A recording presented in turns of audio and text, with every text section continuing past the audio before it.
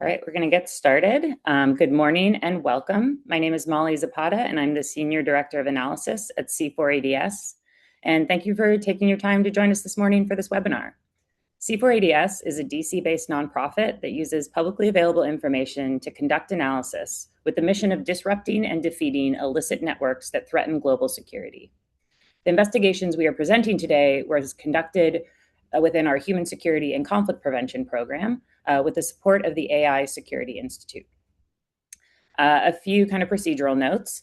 You may see that this is being recorded. The recording will only capture C4ADS presenters, so myself, the communications team, and Michael. All attendees will be kept anonymous, and we will be posting the webinar on our YouTube channel after the fact if you want to go back or share with your colleagues. Michael will be presenting his findings, also reflected in our report publication, Disruptive by Design. You can find the full report and download the PDF on our website, c4ads.org.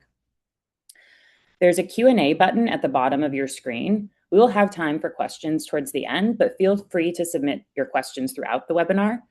They will only go to me as the moderator, and so no one else will see your questions. And when we get to the Q&A portion, I will read them anonymously. So again, your questions will not be attributed to you. Your name will not be used in this recording.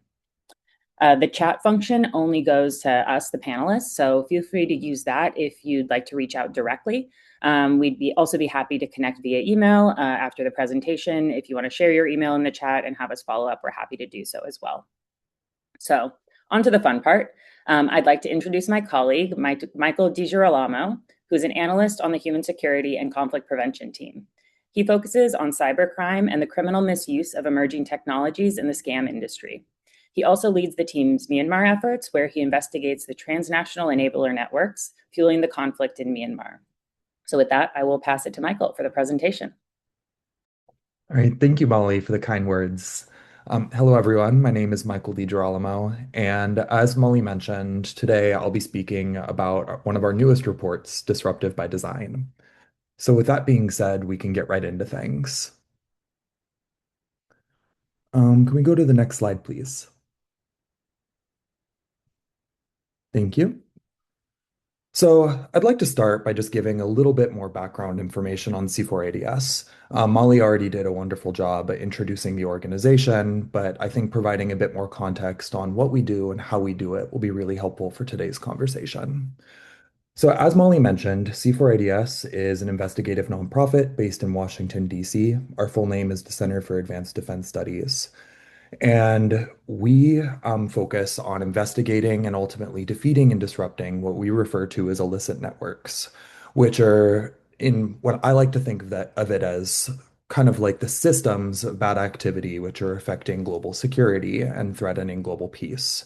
This could refer to more traditional security issues. For example, we have a state-sponsored threats team, but it can also be diversely applied to areas such as environmental crime, understanding organized crime and corruption, or in the case of my team, the Human Security and Conflict Prevention team, looking into cases of state-sponsored repression, human rights abuse, and in the case of today's presentation, the misuse of emerging technologies.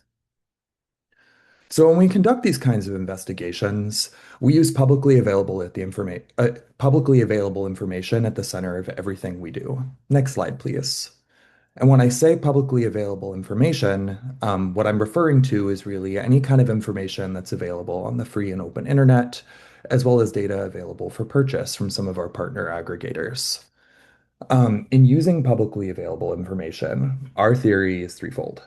First, illicit actors, the bad guys, are nesting in and exploiting licit systems of finance, communications, and transport.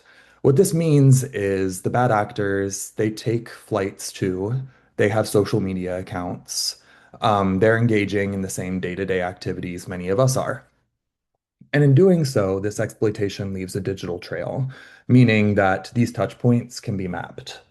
And in doing so, that means there's a vulnerability because in identifying these touch points, ultimately access can be restricted by relevant law enforcement actors. With that being said, I'll also give a bit of context on our cybercrime work, and then we'll delve into the presentation. Next slide, please. So, cybercrime analysis has been conducted at C4ADS for a little over a year at this point. It's one of our newer initiatives embedded within the Human Security and Conflict Prevention team. Our cybercrime work seeks to expose and disrupt the networks involved in facilitating scam operations and is largely two-pronged. The first approach focuses on the inputs, specifically understanding advanced and emerging technologies and their providers, such as what we're talking about today. And the second is the enabling context. We've worked on both of these at this point. Our first major publication focusing on the scam industry was published about a year ago, nearly to the date. We've in the publication hotlines, we were able to use mobile phone geolocation data to trace movements between known scam centers on the Thai-Burmese border and government buildings in Naypyidaw, the Burmese capital. And the purpose of that investigation was to analyze criminal convergence between the organizations facilitating scam operations, as well as the Myanmar military junta and ethnic armed groups, which ultimately could be financing and fueling the Myanmar civil war. We approached that from a human trafficking and conflict financing angle. Now, more recently, with Deceptive by Design, we've shifted our focus to the criminal misuse of AI in scam centers, looking at some of those inputs and enabling networks, allowing the scam industry to grow to the scale it has today. And in this investigation, we were interested in identifying specific abuse cases of AI-enabled tools by Southeast Asia-based scammers and the corporate networks developing these tools. And we approached this investigation with an interest in understanding technology abuse and cybersecurity risk. With all that context in place, let's get into the investigation. Next slide, please. And one more slide, please. All right. So, some background context on disruptive by design. With this investigation, where we looked into the criminal misuse of AI-enabled technologies in scam centers, we approached it with a question of what kind of inputs are going into the scam industry that are augmenting cybercrime and allowing it to grow to the scale it is today. And we ultimately honed in on the question of AI misuse. As we mentioned in our report, throughout this process, we collaborated with the Associated Press to better understand this phenomenon.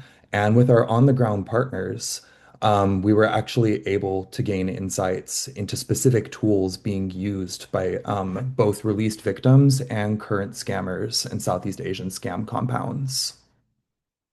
Through those interviews, we were able to better understand the workflows of these scammers, as well as specifically identify tools which they were using in their daily workflows.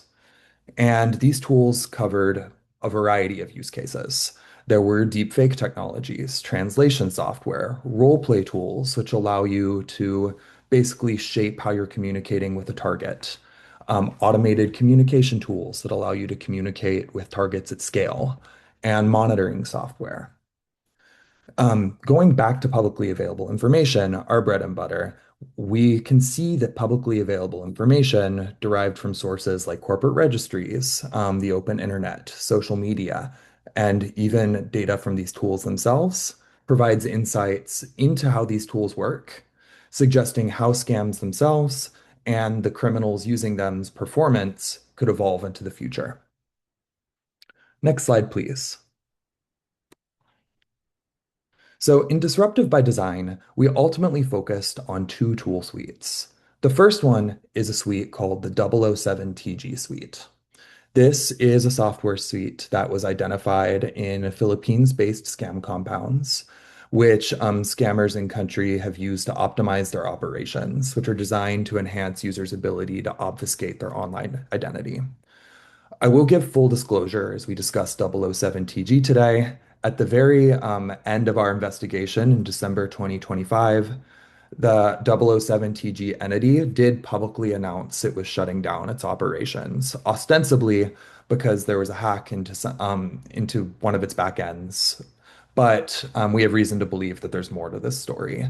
So I'll be caveating that over the course of this presentation, but it doesn't change the fact that publicly available data still tells a story about what this entity was, who may be behind it, and how those specific tools operated. Now, with that context in mind, The now defunct 007TG operated as a website marketing numerous tools which could allow a user to scale their online presence and obfuscate their means of doing so. This included a recommended tool list consisting of 13 products, both developed in-house by 007TG and by their affiliates. And this is what we'll be referring to as the 007TG suite today. Now, 13 tools is quite a lot, but for the purposes of this investigation, we honed in on two of them, selected based on the breadth of data availability for them. These were SCRM Champion. SCRM likely stands for Social Customer Relationship Management.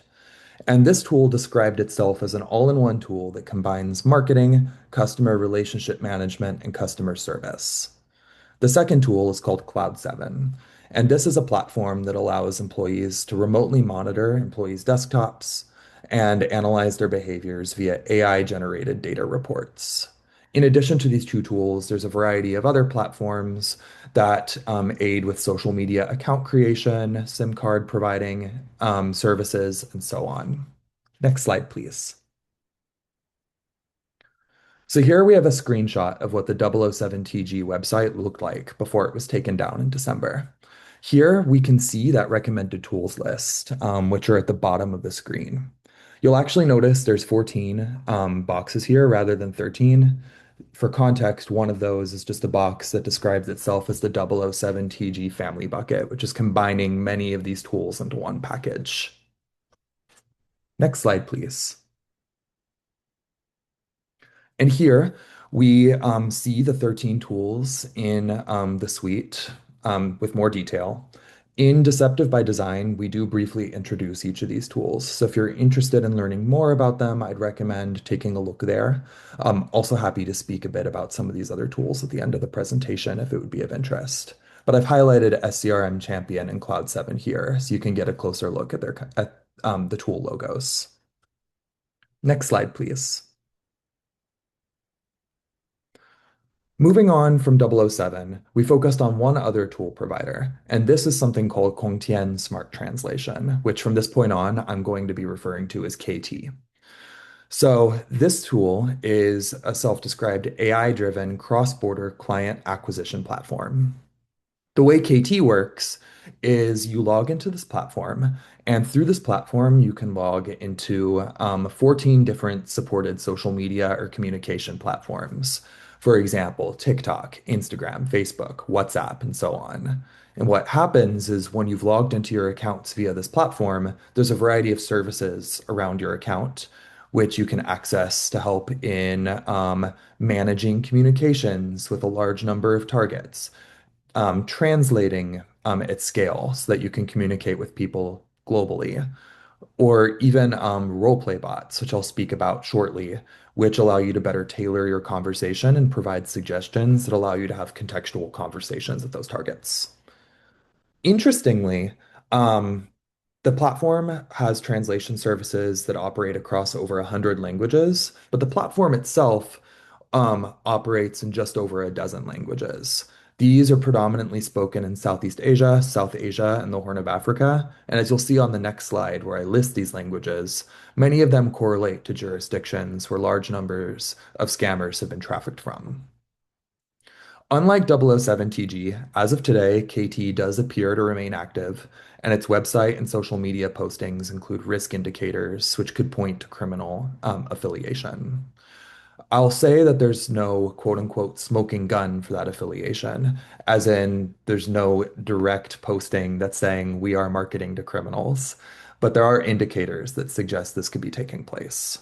For example, with KT, they advertise their product across at least 6 clone sites, and these feature testimonials from users we were able to determine are non-existent, they are fake. And you can also pay for access to KT using a crypto platform called Tron, which is commonly used by Asian organized criminal syndicates. Next slide, please. On this slide, we have some examples going back to those risk indicators I was mentioning.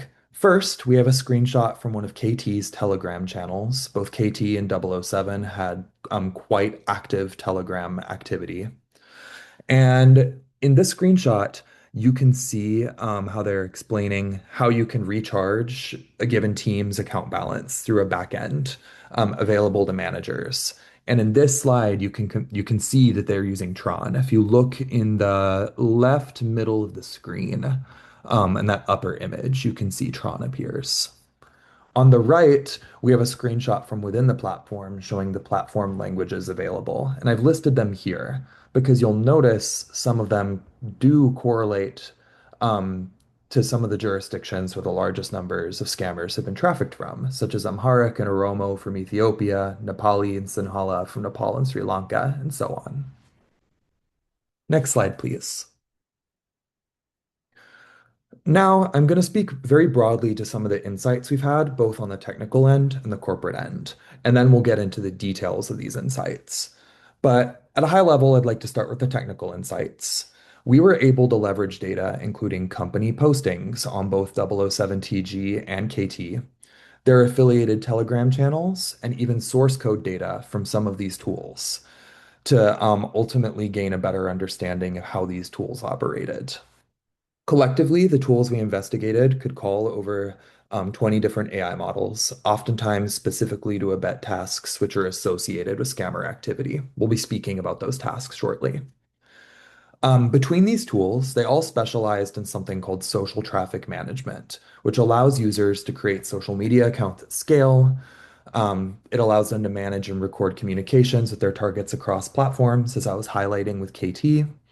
And there's the leveraging of translation software so that they can engage with worldwide audiences nearly simultaneously. The four key functionalities we'll be speaking about today are real-time translations, role-play development, automated communications, and automated monitoring. The last thing I'll highlight on this slide is that these tools were built using open source application development frameworks such as Electron. And the diverse AI models we saw in them were all publicly available, telling us that in both cases, they have been using freely and publicly available open source services to really augment how their platforms work. Next slide, please. Corporate insights. We were able to, after understanding how the tools worked from a technical perspective, we were also interested in understanding who the entities behind them were and what these networks looked like. Through the leveraging of corporate registries, company publications, job postings, and domain registrant data from the websites, we were able to determine that these tools are being developed by entities which operate across East and Southeast Asia with an increasing presence outside of the region as well. There was evidence that pointed to likely intentional ownership obfuscation. Firstly, with 007, this tool provider appears to have been publicly registered under a different company name that we'll speak about shortly, and it appeared to be avoiding publicly disclosing these ties. With KT in the tool itself, copyright information had been obfuscated so that you weren't able to actually determine who developed the tool, only the framework it was developed with. And in both entities' cases, there was limited public contact information, which was often limited to communications over Telegram channels and occasionally WhatsApp as well. Something else that was notable between these products is they marketed themselves as something called Chuhai, which is Mandarin for going overseas. These kinds of tools are designed to help Chinese entrepreneurs set up companies and market products abroad. And I think this is quite notable because, as we know, scam compounds are overwhelmingly run by Chinese organized criminal syndicates. And many of these criminal affiliates are also engaged in business activities in their host countries. Being I hesitate to call them entrepreneurial talent because that implies something positive and they're engaging in illicit activity. But in a sense, they are working to expand this industry abroad and can benefit very much from these kinds of tools. Even when entrepreneurship as a whole is not illicit, they can definitely benefit and are a fitting market for these kinds of products. Next slide, please. Um, Sorry, can you? Oh, yes, we're there. Apologies. Last thing I'd like to highlight before getting into those specific details is ties to criminal activity. Both KT and 007 exhibited indicators that could point to criminal linkages. With KT, I already mentioned that users can pay for the platform using Tron. There were also clearly fake user testimonials on their websites. For context with these testimonials, they had taken images that we were ultimately able to determine came from unrelated LinkedIn profiles, gave them fake names, and used them to write up testimonials about how great the products were. And as I also said, the platform operates primarily in languages correlating to jurisdictions these compounds are sourcing labor from. With 007 TG, there was also evidence of crypto being used to recharge users' wallets. There were login capabilities through one of the 007 TG recommended tools, a tool called BitSky, which is a crypto networking platform not developed in-house, but recommended as an affiliate tool, which will ultimately tie into 007's corporate network shortly. And near the very end of this investigation, we found evidence that they were engaging with another tool called Haiwang SCRM, which appears to have been investigated and shut down by Chinese authorities for engaging in clear criminal activity. We have a slide about that at the very end of the presentation, just to elaborate a bit on this from what we saw in the report. Next slide, please. Okay, now we'll delve into those specific technical insights and the four main takeaways across the functionalities I was mentioning. One more slide, please.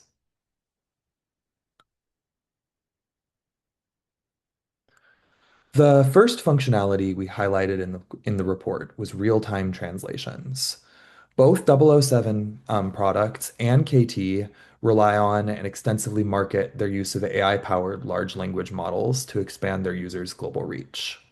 With KT, the platform had integrated services from Google Translate, DeepL, ChatGPT, and South Korea's Papago translation service, collectively covering over 100 languages.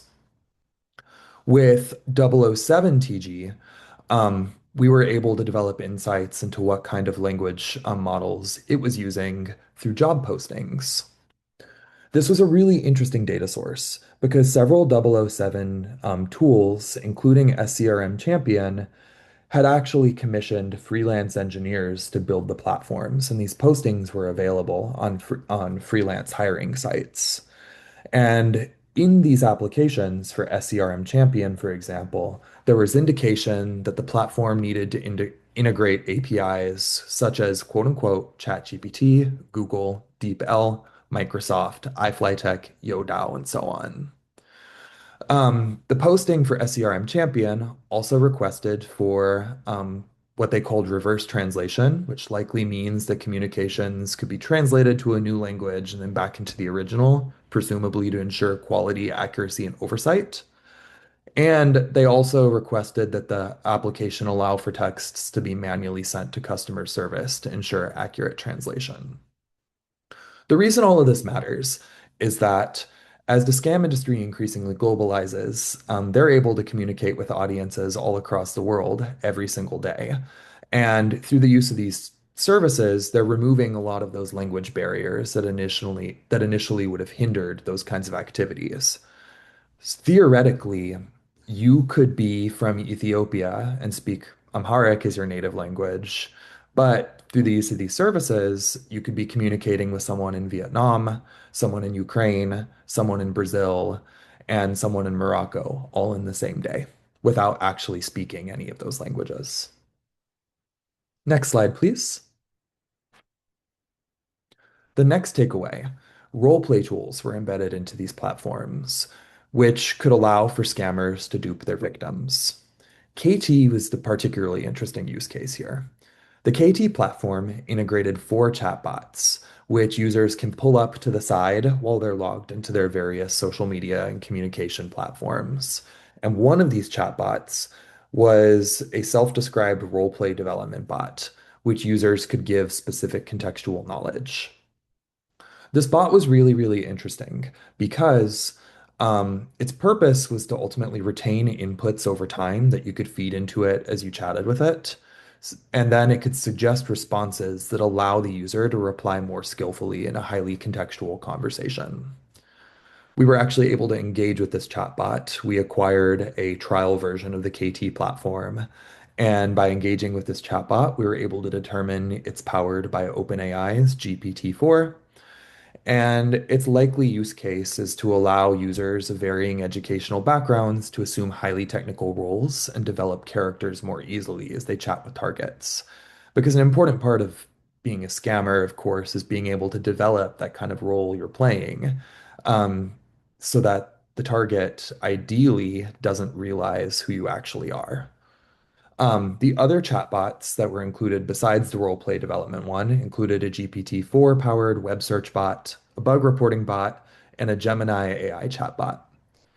Something interesting between all four of these chatbots was that they all defaulted to replying in Chinese, which indicated they were likely developed by Chinese speakers for a predominantly Chinese speaking user base.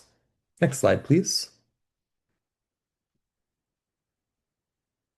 Here we have a screenshot from the KT platform, which we identified in one of KT's Telegram groups. I wanted to highlight this one because I actually got to look at this after the publication of Deceptive by Design, and it provided insights into a potential further use case for that roleplay chatbot. So here, the Chinese is explaining how you can use the integrated AI services in the platform. And what it's saying is, and I'm paraphrasing, is that the AI tool can provide a comprehensive response to the user based on the target they're chatting with's last three sentences, which allows you to reply based on their last sentence and select the tone of voice. I find that really interesting because I could theoretically allow for sentiment and add sentiment to the range of things it can do as well, shaping the kind of the tone and the way you speak, which is quite interesting as a use case.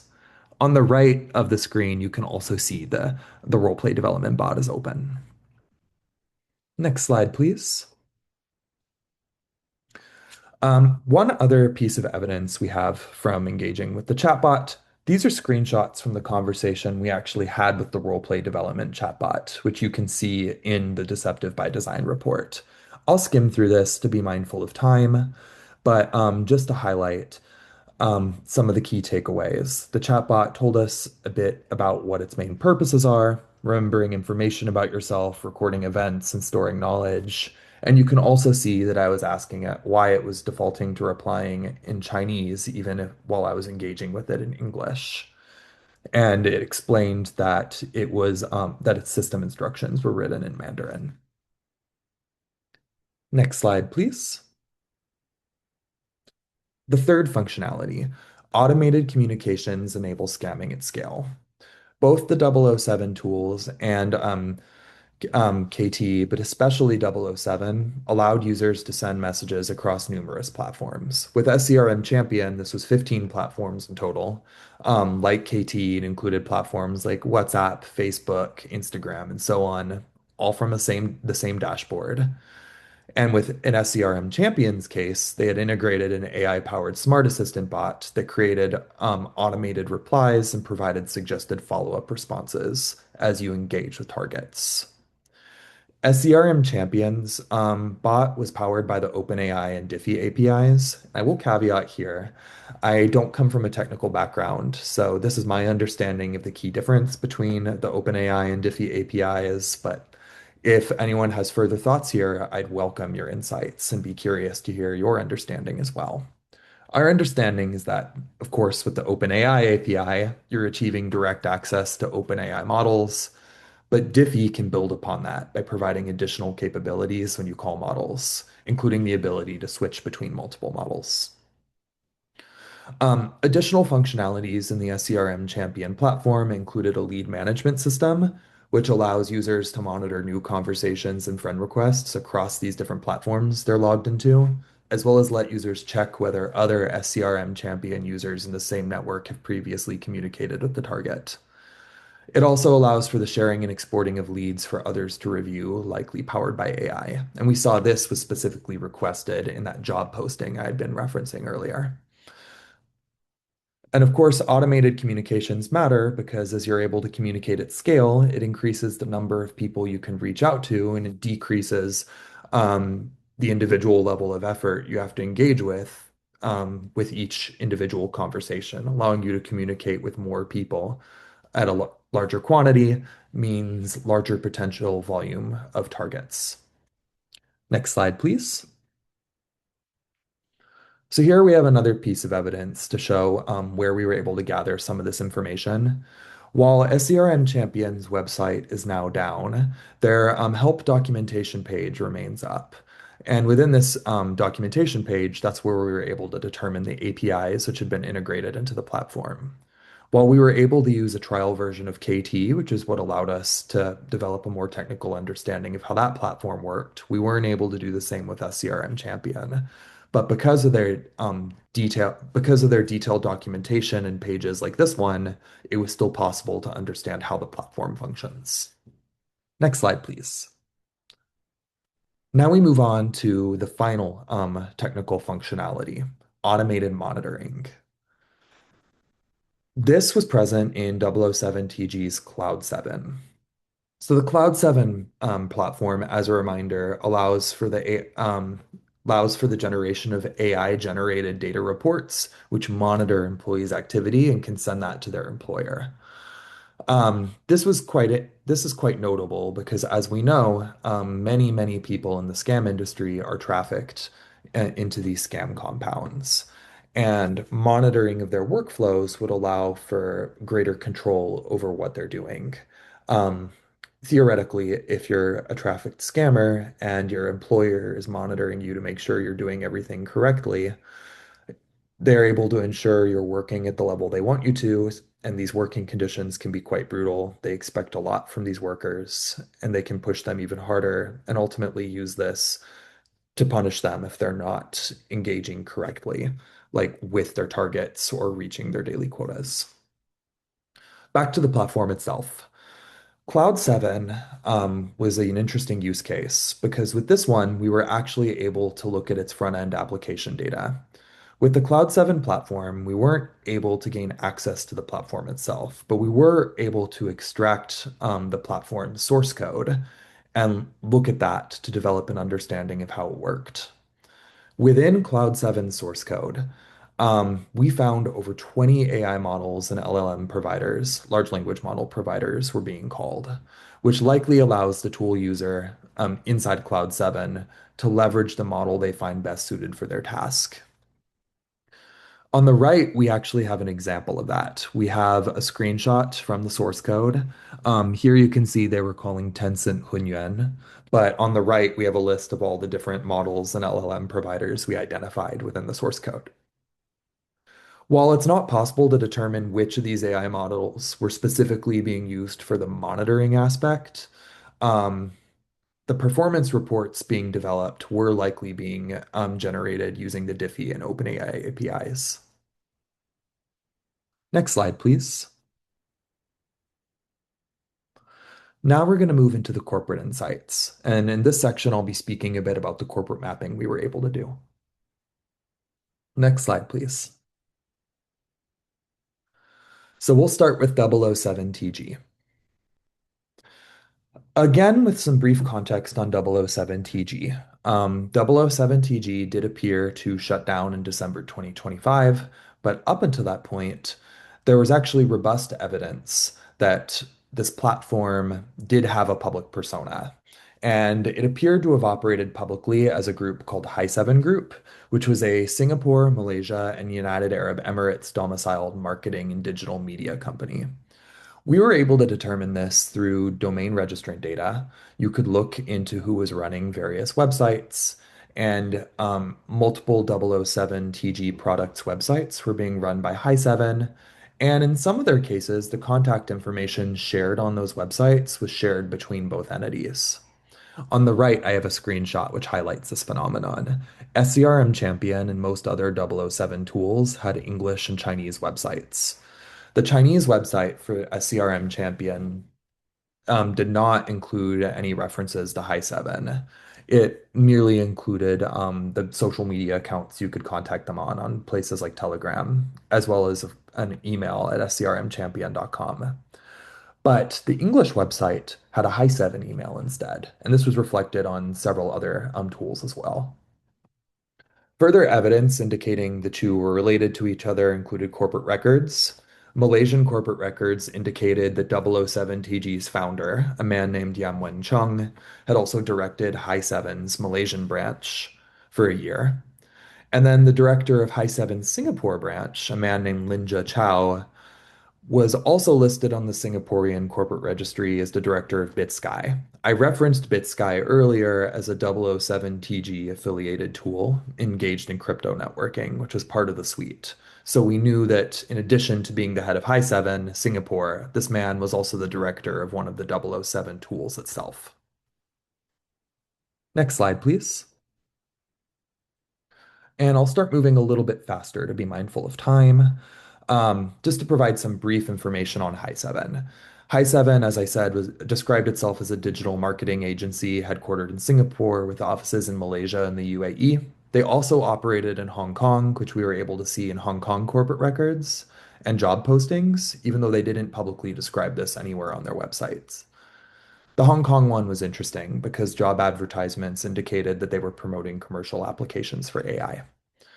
It also had ties to numerous tech companies, notably including Alibaba Cloud, one of China's largest cloud service providers. They had signed a memorandum of understanding in Malaysia where High 7 was using Alibaba's cloud services, and several High 7 products were available on the Alibaba Cloud page. There's also evidence they were expanding into Canada, indicating this phenomenon isn't limited to Southeast Asia.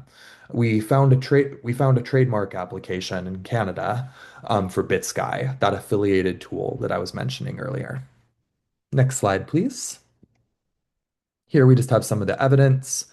This is a screenshot from the Hong Kong Companies Registry indicating High 7's presence in the city. Next slide, please.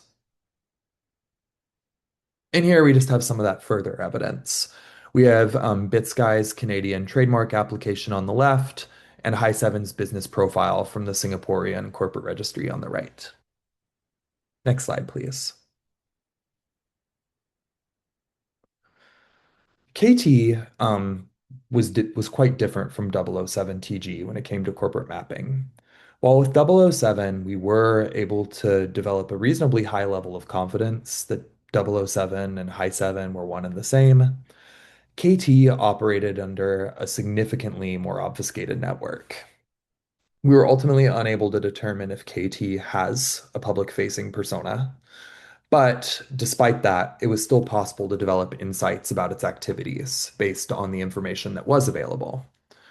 Firstly, KT claims to have been operated out of Singapore by a Singaporean company called KT Technology, but this company doesn't actually appear in the Singaporean corporate registry.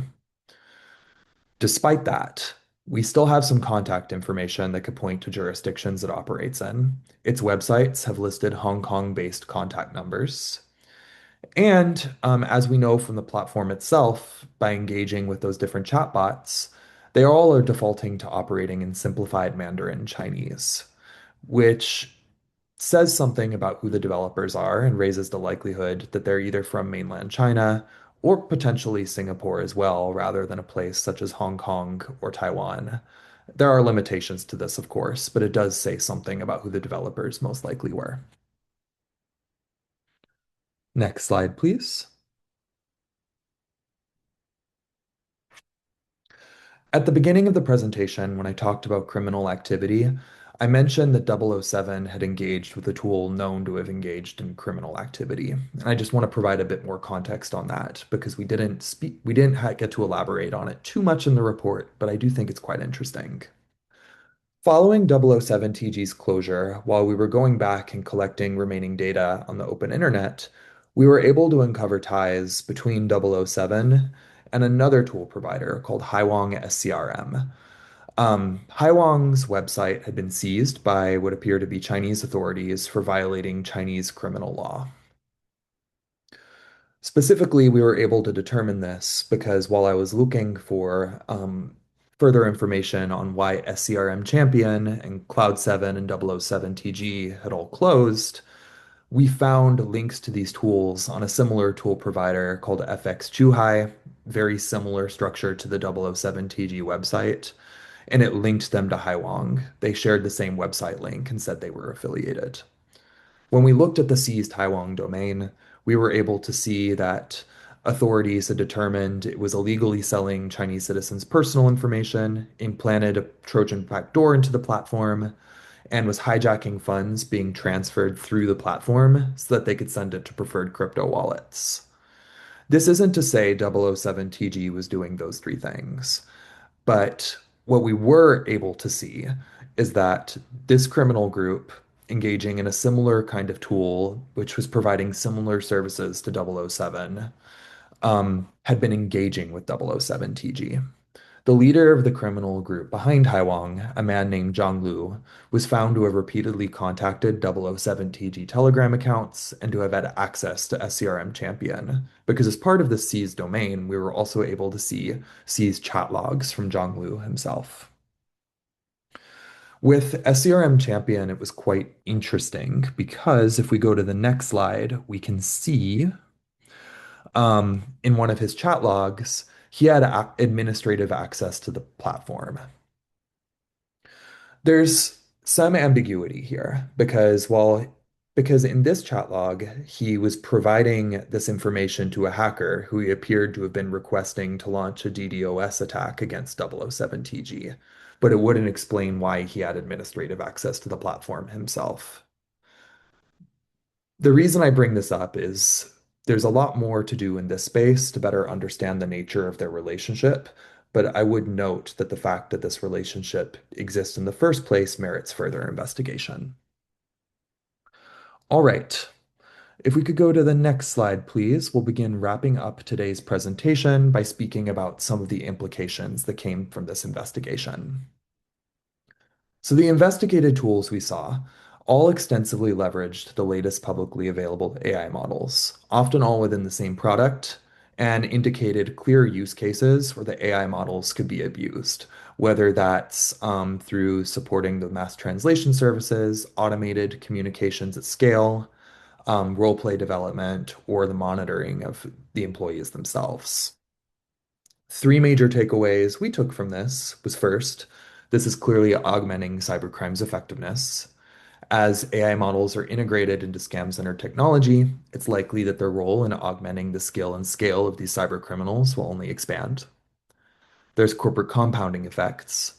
Um, with 007 and KT, these are just two tools out of what's likely a much broader ecosystem of tools being used by these scammers. We know they're far from the only one, and this strongly implies that there's a much stronger corporate ecosystem backing up this industry.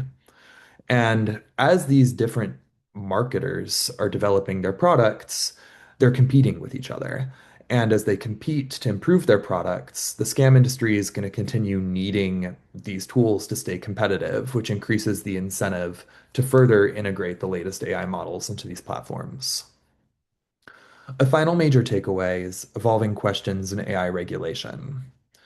There's a continuing debate here in the United States, in Europe, and worldwide for that matter, about what the right balance needs to be between matching pro-innovation policies for the AI sector with accountability initiatives that ensure it remains safeguarded from misuse. Because as we're seeing here, there's clear potential misuse cases. Next slide, please. Near the end of the investigation, we note some potential policy discussions that merit further debate. Because policymakers, law enforcement, and the tech industry are all grappling with different challenges in addressing the criminal misuse of these technologies. And there's a lot of existing constraints, both in policy and compliance frameworks. So, near the conclusion of the report, we highlight five potential actions that we believe merit further discussion. The first is Know Your Customer or KYC protocols for API access. AI developers could implement further identify verification measures before granting access to new APIs, helping to prevent anonymous or malicious use. Another one could be risk indicators for law enforcement. Authorities could more formally develop criteria to assess whether software vendors are knowingly supporting scam operations. which could ultimately help in determining when legal action is warranted. Tool integration tracking. Law enforcement can require documentation of which tools, such as APIs and cloud platforms, are embedded in the software they're investigating, which could ultimately help track which technologies the scammers are exploiting to build their tools.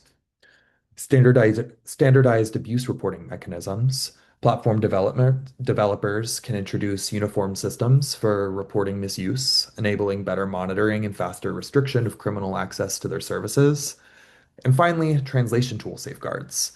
Developers behind translation software should consider enhanced tracking of request volume and origin to detect activity which is consistent with scam operations. We have one more slide. Next slide, please. And to conclude, I just wanted to put up some ongoing questions and new research that we here at C4ADS are interested in. And I'd welcome hearing what you all are interested in as well. These are just some questions and investigative areas that we're considering exploring going forward, as well as some areas where I'd really like further clarity in the future as well. This includes emerging technologies. As I mentioned, KT and 007 are merely two providers out of what's likely a much larger tech ecosystem supporting the scam industry. So, better mapping out this industry at scale to understand what the tech ecosystem facilitating scams and fraud looks like will be greatly helpful for both understanding the nature of this criminal activity as well as how we can take appropriate action. Elite capture remains a fascinating angle. We know that in countries such as Myanmar and Cambodia and beyond, government elites and politically connected individuals are complicit in the industry. So, understanding and tackling state involvement in the industry remains of the utmost importance. And then there's some geopolitical challenges as well. I think a lot about this, especially in terms of Myanmar, given that's how I first approached the scam industry. And in jurisdictions like Myanmar, there's an absence of stronger governance and institutions that could ultimately address the on-the-ground situation. So without stronger governance and institutions that reduce illicit activity, how do we change that on-the-ground situation in some of these places? And finally, we know that China plays a particularly complicated role in its relationship with the groups facilitating the scam industry. We know Chinese law enforcement is taking action against some of these groups, as we see with Haiwang, but understanding the exact role these authorities and institutions are playing in cracking down on the criminal syndicates remains an area where we continue to have a lot of questions. It remains pretty opaque and also merits further understanding as well. With that being said, I'll conclude here. Thank you so much, everyone, for joining us on this presentation today. We have about 10 minutes remaining, so we'll stick on for a bit longer in case anyone has any questions. We're happy to continue the discussion and really appreciate you joining us today. If we aren't able to answer all your questions today, or you'd like to reach out to us later on, as Molly mentioned at the beginning of the presentation, please feel free to DM us with your contact information, and we'll be happy to follow up following this presentation. Thank you. Thank you, Michael, for that very great, very detailed presentation. We have a couple questions coming in already. Feel free to continue to add them, all of you, those of you in the audience, but I'll dive in here. So did you get a sense of whether these tools are being used by a wide range of actors, not only those involved in scams, or are they primarily used for scamming purposes? That's a really great question, and something we were thinking about a lot over the course of this investigation. It's tough to say because something we ideally would have loved to see over the course of this investigation was explicit, evident. Let me think of how to word this. Something we were looking for was explicit evidence that they were targeting solely scammers. And in these Telegram channels, these groups were sufficiently vague in their postings that there was plausible deniability about who they were ultimately marketing it to. I can tell you what my gut thinks, which is they were primarily marketing to scammers. But because they were sufficiently ambiguous in their messages, there's no way to say with certainty. And I would assume there are at least some cases where people are using these tools outside of the industry as well. But at least from the risk indicators we saw, it does point towards the direction that they're more likely targeting these criminal groups. But again, with the caveat that there's sufficient ambiguity within those messages that they have a degree of plausible deniability. Thank you. And how did you select the companies that you analyzed? These companies were selected based on our ongoing collaboration with our partners at the Associated Press. As I mentioned, we were able to identify these tools through interviews with both current and released scammers in Southeast Asia. They were not the only tools, but we did select them based on data availability, as well as the number of times they were showing up in those various interviews. But I would say the greatest factor was data availability. They provided excellent first case studies that provided us with a methodology for continuing this kind of investigative work going forward so we could replicate it for other tools as well. Great, thank you. And kind of along those lines, maybe, what are the major common tactics, techniques, and procedures you observed across different tools, developers, or providers that would help the community of interest better identify criminal misuse of AI for scam activities? So, how do we extrapolate for early warning? Are there risk identifiers that you came across? I know it's only two Hmm. case studies, so. That's a really good question, and I'm gonna have to think a second about that. Hmm. I would say with each of these use cases, as I with both KT and 007, they were extensively marketing how proudly they were integrating AI into their products. And while they weren't explicitly saying you can use this to defraud people, they were listing the specific activities these AI-enabled products could aid in. And we know that some of those activities are commonly used by scammers and in the scam industry to facilitate cybercrime. Like, for example, the role play development. Like, we can see clearly how that could be used by a scammer to take on a persona and go after a victim. I would say because AI in itself is not illicit, and in many ways we could think of it kind of like a dual use good, it might be best to focus on the activities it abets and use that as the basis for developing risk indicators. I'd also actually like to not to put an Uno reverse card into the mix, but Molly here has a background in early warning systems, and I'd be curious if you have any thoughts as well, Molly. Wow, way to Uno reverse me. Yeah, I think it's a good question and kind of the purpose of this research. I think just one thing on this, in limited in scope as far as we had the capacity to do an investigation into two companies, I think we found a lot that we weren't anticipating. We didn't know going into this there would be tools that were explicitly marketed to scammers or even the development of these tool suites overall. So to develop those kind of risk indicators, I think we would start with these companies and look at even some of the corporate registrant information, some risky behavior that C4ADS tracks for companies overall. Are they obfuscating information, things along those lines? But we would need to do a few more case studies to come up with risk indicators.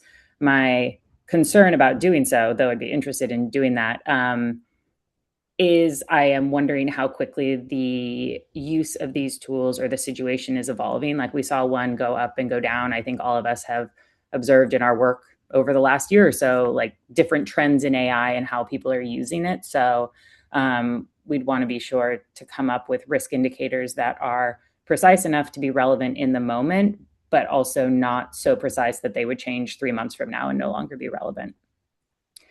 And Um, okay, Michael, more questions for you. Back to you. A couple great. more. Oh, go ahead. Did you want It's okay if I built on that really quickly. to? Yeah. You brought up a point that I'd like to elaborate on. With the cyber data space, especially, data can be very ephemeral, as we saw with what happened to 007 TG. That doesn't necessarily mean all activity has ceased. It's quite possible these same actors are continuing what they're doing just under a different company name. Um, with 007 TG in particular, the layout of the website and the way they marketed their tools was not unique to just them.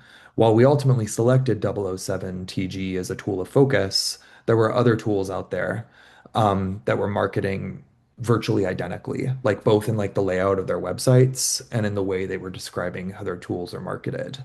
So even though the tools themselves could be a bit ephemeral and might be shut down, it's very clear they can pop up just as quickly. So keeping that in mind as we develop a more permanent list of indicators would just really, it would be invaluable to the process because we know that they can still be operating even if they publicly are shuttling their operations. Yeah, absolutely. Okay, last question, I think, in our last couple of minutes. So we've had a few questions. I'm going to kind of combine them together on the role of cryptocurrency in scams. And so you mentioned that these services required payment in cryptocurrency. Did you find wallet identifiers during your research? What do you think the role is, or like the interaction between these tools and cryptocurrencies, and how might you track that moving forward? Great question. With the caveat, I am not a crypto analyst. I have learned a lot about crypto in the past year, but I do have to give that caveat. So, to answer the first part of your question, for the most part, we didn't identify many wallets, but there were sporadic cases in some of these Telegram channels where wallets were shared. Um, so it wasn't common, but they did show up rarely in some of these Telegram channels affiliated, particularly with one of the 007 tools, if I recall correctly. As for the actual tracking itself, this is where the caveat comes in. I haven't engaged in crypto analysis myself. It's still something I'm continuing to learn about, although I do anticipate it playing a bigger role in our analysis going forward. That being said, C4ADS just a few months ago announced a public partnership with TRM Labs, one of the major crypto analysis firms. So we now have that capability in-house through our collaboration with our partners at TRM. It's just because it's a relatively new relationship, we're still building out what that'll actually look like for these kinds of investigations, at least in-house. That being Great. said, I'm very excited to keep learning more about it. Awesome. Thank you, Michael. We are exactly at 11. So I'm going to wrap up the Q&A now. We really appreciate all of you participating. As Michael mentioned and I've mentioned, feel free to reach out. We'd love to continue the conversation. If you have follow-up questions or want more details about anything Michael has shared today, obviously he is full of details. And so he would be happy to have any follow-up conversations. We want to make sure this research is as useful as possible. So yeah, with that, have a good rest of your Tuesday. Thanks all. All right, thank you.